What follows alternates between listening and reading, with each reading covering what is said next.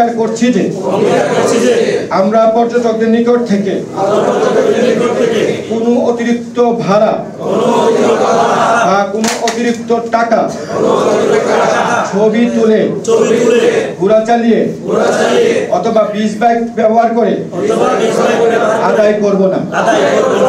এই অতিরিক্ত টাকা আদায় করা আইনগত অপরাধ এবং আমরা যদি এই ধরনের অপরাধ করি তাহলে আমাদেরকে আইনের আওতায় আনা হোক। আমরা আমাদের কক্সবাজার আমাদের অহংকার এবং পর্যটকদের হয়রানি না করা আমাদের অঙ্গীকার। ধন্যবাদ সবাই।